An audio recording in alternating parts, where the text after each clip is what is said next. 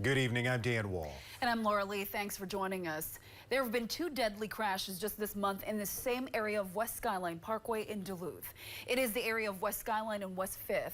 The first was a single vehicle crash early this month that left a young man dead. The other just yesterday, a truck pedestrian crash. That deadly incident claiming the life of 70-year-old Kenneth Bickle of Duluth, who was walking in the popular hiking spot when he was hit.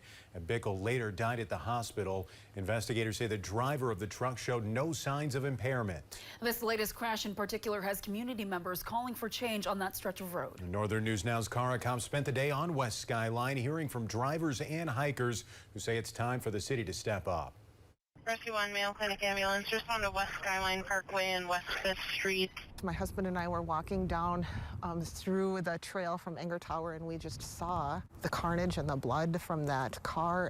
A horrible memory following Tuesday's crash forever burned into Nicole Otchess's mind. It's just not a safe spot. That feeling of danger along West Skyline Parkway, tainting what Otchess calls her favorite Duluth location, neighboring her home and hiking trails. I'm not opposed to cars. I have 2 myself. I drove one here today.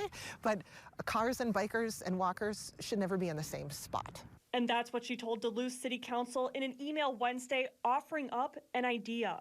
And Otchess has a possible solution that could make this area safer. It would be to reroute all the traffic to take a right here at this stop sign, leaving this section open to bikers, walkers, and any other pedestrians trying to enjoy the scenic outlook and the outdoors. Something others spending time along Skyline Parkway on Wednesday agree with.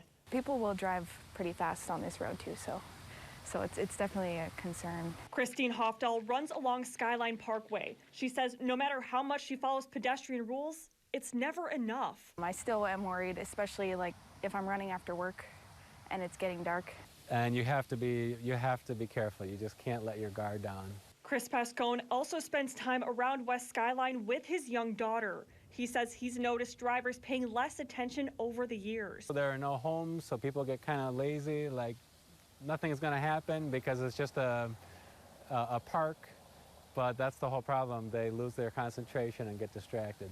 Park goers hoping the city will do something so this month's fatalities there will be the last. I just envisioned this park as a way that community could be built instead of a place that's dangerous. In Duluth, Cara Kopp, Northern News Now.